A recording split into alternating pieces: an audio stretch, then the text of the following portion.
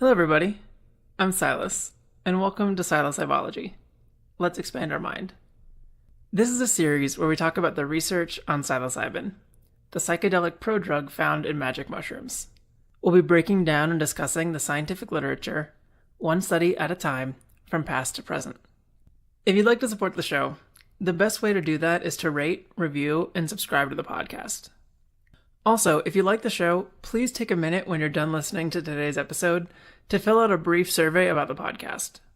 You can find the link on the website, psilocybology.org, and I'll also tweet it out again once I upload today's episode. It's completely anonymous, and at the end of the survey, you'll get to vote for the pro-psilocybin organization you'd like to receive a $100 donation. Getting into the topic at hand, today's episode is on the article titled Mescaline, LSD, Psilocybin, and Personality Change, published in 1963. This is going to be a very different episode than most of the other episodes on this podcast, because unlike prior articles we've discussed, which have been experimental studies, this article is instead what I describe as a narrative literature review. As it sounds, this paper reviews some of the research that's been done on the effects of mescaline, LSD, and psilocybin using a narrative format. The paper is divided into topic sections, and throughout, the author provides a lot of quotes from prior papers, authors, and even participants. In that sense, this paper is much more qualitative in nature rather than quantitative. The goal is to present on themes from the literature. The other thing I want to note about this paper is that since up to this point in time, not a ton of research has actually been done on psilocybin in particular, this review brings up much more research on mescaline and LSD. Although this podcast is obviously geared towards a focus on psilocybin, I think this review presents a perfect opportunity to better understand what research has been happening with other psychedelics around this period in history. Hopefully, it will provide some helpful context. The author starts out the paper with a quote from American philosopher and psychologist William James. Quote, "Our normal waking consciousness is but one special type of consciousness, whilst all about it, parted from it by the filmiest of screens, there lie potential forms of consciousness entirely different. No account of the universe in its totality can be final which leaves these disregarded. How to regard them is the question, for they are so discontinuous with ordinary consciousness." Although William James died in 1910, and thus was not around for the 1950s and 1960s research into psychedelics, he would no doubt find them incredibly interesting and important for human development. He clearly saw the value in experiencing altered states of consciousness, and realized that without being aware of all of the potential forms of consciousness, any world that we've envisioned for ourselves would be incomplete. This isn't incredibly pertinent to the rest of the article, but if you'd like to read more about William James's contributions to psychedelic research, he wrote a brief article in 1882 titled The Subjective Effects of Nitrous Oxide. Anyway, in addition to highlighting how psychedelics induce rapid changes in personality, the author also sets out to distinguish between variable and invariable drug reactions. Invariable reactions are those which often occur after administration across a wide range of psychedelics, and do not appear to be as context-dependent. Variable reactions are those which are either unique to a particular drug or are heavily influenced by the environment. As we'll see when we get to that section, the author makes the claim that the set and setting, or what he calls extra drug variables, are far more influential than the actions of a specific drug. Quote, "Extra drug variables, which have been uncontrolled and largely unrecognized until recently, are apparently responsible for much of the variance erroneously attributed to specific drug action." So starting with the invariable drug reactions, the first is the consistent visual alterations seen after psychedelic administration. These were described by Havelock Ellis, an English physician who prominently studied sexuality and conducted self-experiments with mescaline, as a, quote, "orgy of vision." Others have described the visual experiences as, quote, "striking," not only on account of the persistent hallucinations and illusions, but by the impressiveness of seen real objects. This to me actually highlights an important part of the visual experiences that for some reason I don't feel is as often associated with psychedelics. Although by definition hallucinogens can cause hallucinations, they also change how brilliant the world looks. There's an intensification of light and color that can be truly awe-inspiring. Also important to note is that these visual hallucinations are both with your eyes open and closed. Concerning an experience with LSD, quote, "When I closed my eyes, I experienced fantastic images of an extraordinary plasticity. These were associated with an intense kaleidoscopic play of colors." The second invariable drug reaction that the author found present in the literature is one that he states has been described as a number of things, including depersonalization, dissociation, derealization, detachment, and the like. One example of this that the author provided was from an examination of mescaline. Quote, "There is an awareness of an abnormal distance between the self and what happens in its consciousness. On the other hand, the experience of an abnormal fusion of subject and object." Now, abnormal, just to clarify, isn't meant as a judgment and isn't meant to have a negative connotation here, particularly when you use it in a research setting like this. It just literally means it's something not normally or usually experienced. If anything, it is actually a positive in this context, because if one were to experience this abnormal distance, they would be accessing an altered form of consciousness not usually accessible. I personally like that quote a lot, because I really appreciate the concept that there is some separation between the self and consciousness, particularly when one also examines the separation between conscious thought and subconscious thought. Maybe it's just because I talk to myself a lot, but when I do, it doesn't feel like I'm just speaking into the void. It feels like I'm communicating with a part of myself. And by doing so, I'm a subject acting on an object, while also being the object that is acted upon. The separation of selves, for a lack of a better word, is just one way that I'm able to recognize that I'm not solely a subject acting upon other objects, or merely an object that's being acted upon, but instead I live in a more ambiguous state of both subject and object. The third and final invariable drug reaction that the author finds in the literature is that regardless of other characteristics of the psychedelic experience, they are always retrospectively described as impressive and indelible. There are 3 quotes the author includes to illustrate this reaction that I think are particularly worth including here. The first is from a 1936 paper on the effects of mescaline on depersonalization. Quote, "The personality is touched to its core and is led into the provinces of psychic life otherwise unexplored. Light is shed on the boundaries otherwise dark and unrevealed, and in this some aid may be given to Existenzerhellung," which is a German word that I hopefully didn't butcher the pronunciation of, meaning the illumination of existence. The second is from The Doors of Perception by Aldous Huxley.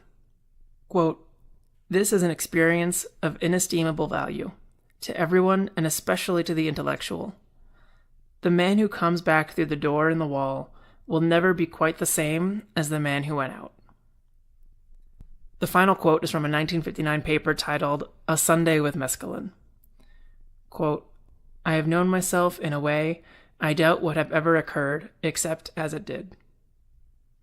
So to recap this section, the author describes there to be 3 invariable drug reactions, which can be summarized as alterations in visual perception, alterations in self-perception, and indelibility. Before going on to the variable drug reactions, the author first includes a section specifically discussing the use of the term psychotomimetic to describe psychedelics. As we've already seen just from looking at the few invariable drug reactions, psychedelics produce abnormal perceptual experiences. Because of such experiences, some researchers describe these drugs as being psychotomimetic, meaning that they produce effects that are similar to psychosis, or a disconnection from reality.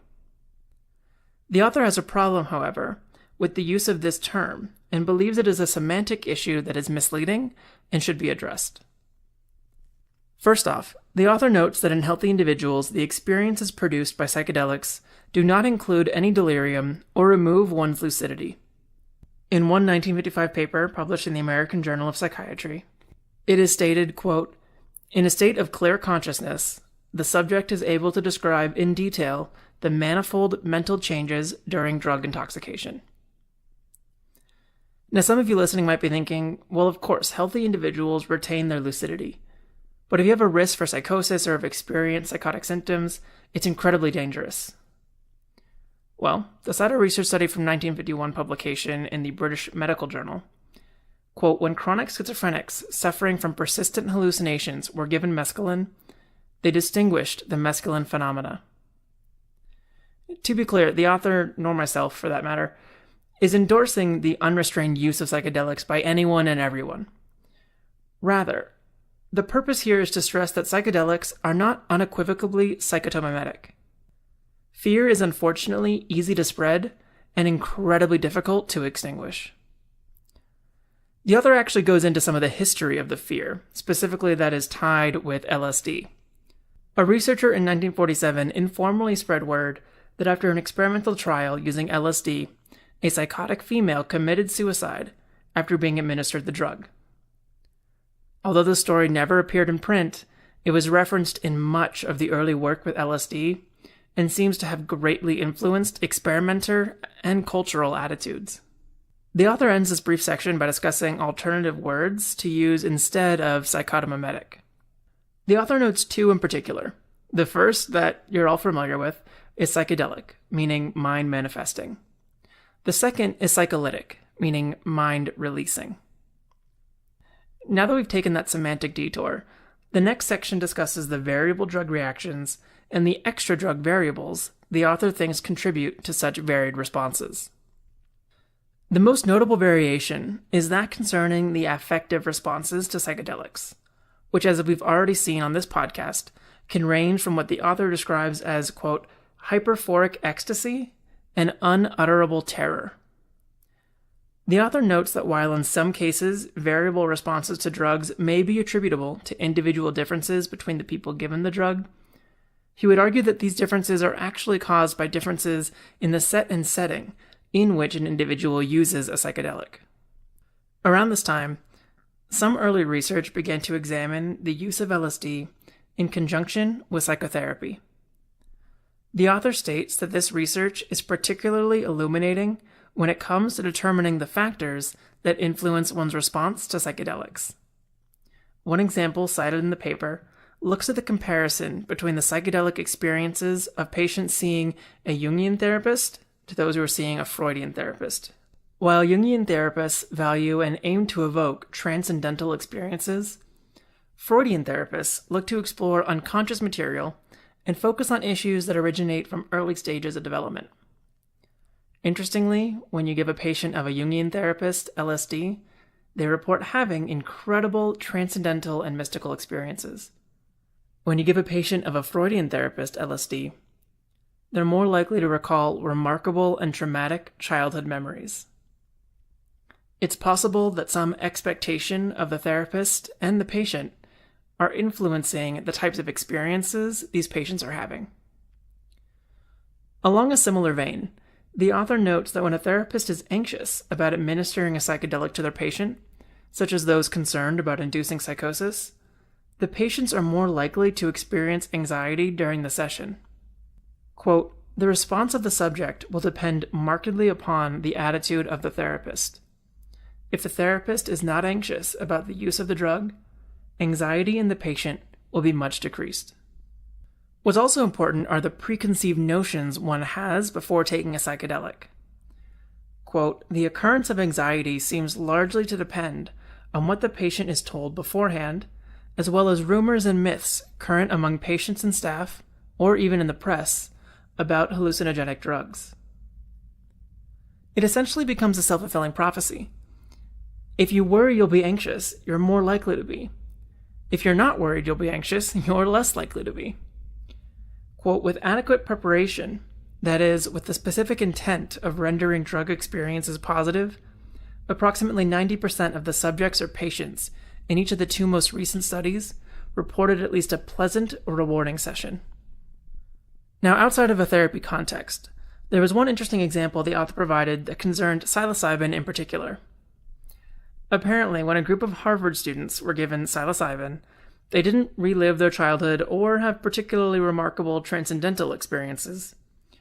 Rather, they spent their time grappling with paradoxes and dichotomies of determinism and freedom, good and evil, moral absolutism and moral relativism, etc. It was revealed that prior to the experience, they had all been assigned such readings that included Idols of the Cave by Plato and passages from the Tibetan Book of the Dead. While preparation is key, the author ends this section by noting that one does not need a therapist to prepare you. You are capable of cultivating your own set and setting. Quote, "There are many reports of patients receiving meaningful insight about themselves in an LSD experience without the intervention, participation, or even presence of a therapist." Of course, while therapy is potentially a great way to help prepare for these experiences and to integrate them afterwards, it is simply one of many ways to achieve the ideal mindset prior to embarking on the psychedelic experience. The last section of the article is really what gives the article its name. Here, the author discusses the apparent rapid changes in personality produced by psychedelics, and what mechanisms he thinks are involved in producing such changes. The really seminal research that the author begins the discussion with is a study examining the effects of LSD on chronic alcohol use. I'll note that by today's standard, we wouldn't think of substance use as part of one's personality. But at the time, they viewed chronic alcohol use as an unchanging behavioral pattern that was incredibly treatment-resistant, hence why it is included here. This line of research was actually incredibly serendipitous. It started not because researchers intentionally set out to see if LSD would improve alcohol use, but instead because they wanted to compare the, quote, psychotic symptoms of LSD with those of delirium tremens, a set of severe alcohol withdrawal symptoms that included psychotic symptoms such as hallucinations. In doing so, they found an unexpected result. Individuals with alcohol use disorder who were treated with LSD suddenly stopped drinking. Investigators responded to such findings by developing a treatment they called the, quote, businessman special. Researchers in the Saskatchewan province in Canada, sorry if I mispronounced that, developed a weekend treatment plan for those wanting to improve their drinking. On day 1, they took a psychiatric history of the patient. On day 2, they gave the patient LSD, and on day 3, they were discharged. What they found was that 50% of the participants that entered into this weekend treatment either stopped or substantially reduced their drinking. They noted that those who improved were the ones most likely to report having had mystical or profound experiences. A similar single-dose study was conducted in British Columbia that used LSD to treat 61 individuals with alcohol use disorder and 33 individuals with severe neuroses. And here's where we get more into the personality portion of the research.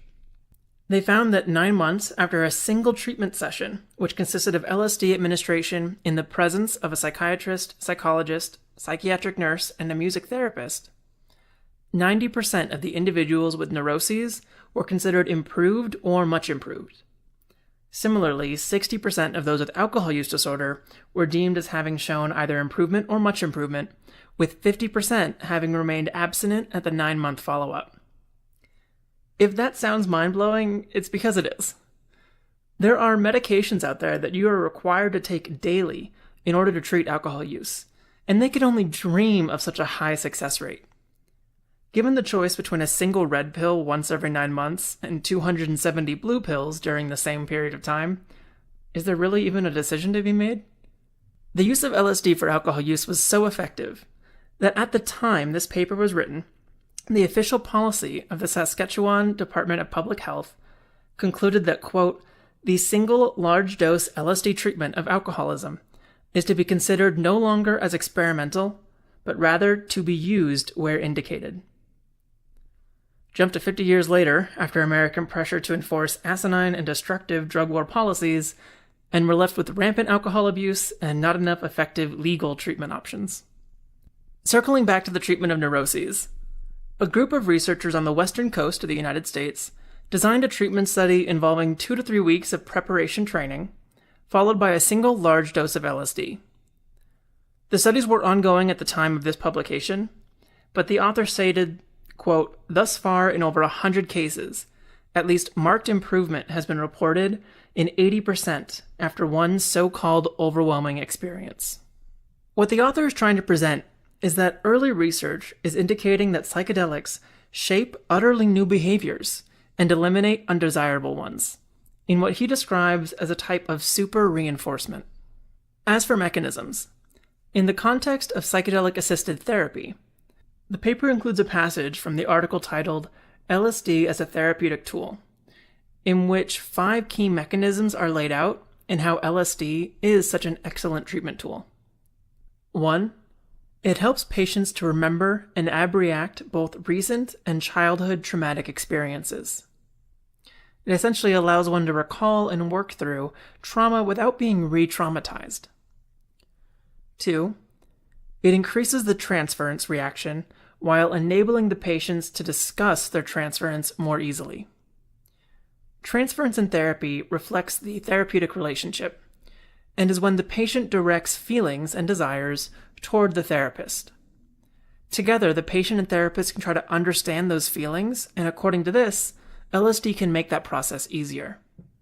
There are many different types of transference, but just one example could be if a patient comes in and is angry at their therapist. That anger might be a reflection of an anger that they have towards another person in their life. This idea is that LSD would make the patient more aware of the anger that they have towards their therapist and able to better understand why it's there.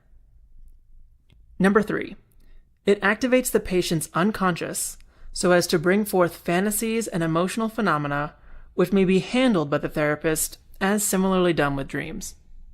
Number 4, it intensifies the patient's affectivity so that excessive intellectualization is less likely to occur. This emphasizes being in the moment and aware of your feelings without overthinking them, as I am definitely apt to do. Number 5, it allows the patient to better see their customary defenses, and sometimes allows them to alter them. Finally, to highlight mechanisms that are a bit more broad and exist outside of the context of therapy, the author lists a passage written by Anthony Wallace, a Canadian-American anthropologist. Quote, situations of massive emotion establish a psychochemical milieu in which certain brains can perform a function of which they are normally incapable, a wholesome resynthesis that transforms intellectual insight into appropriate motivation, reduces conflict by partial or total abandonment of certain values and acceptance of others, and displaces old values to new, more suitable objects. Although this passage wasn't specific to psychedelics, the idea is that psychedelics can facilitate such situations of massive emotion. They help to set up the resonant experiences critical to engendering rapid changes in personality. Hopefully this episode has been interesting. I know it is a bit longer than usual and also had a very different structure. I want to end by bringing up one last issue of semantics that the author mentions in the paper that I wasn't sure where else to include, but definitely wanted to discuss. When it comes to the experience of psychedelics, in part due to their indescribability, it has been difficult to find the right name for such an experience, whether that's mystical, transcendental, awe-inspiring, etc. He includes a passage on this topic from a 1963 paper that I think is really insightful. Quote, there is no really satisfactory name for this type of experience. To call it mystical is to confuse it with visions of another world or of God and angels. To call it spiritual or metaphysical is to suggest that it is not also extremely concrete and physical, while the term cosmic consciousness itself has the unpoetic flavor of occultist jargon. But from all historical times and cultures, we have reports of this same unmistakable sensation emerging, as a rule, quite suddenly and unexpectedly, and from no clearly understood cause. That's it for today's episode. As always, if you have any questions, feedback, or ideas for the podcast, please let me know. Again, if you support the show, I'd love for you to take a moment to fill out the biannual listener survey. Links on the website. Thank you all for listening, and I'll talk to you next time.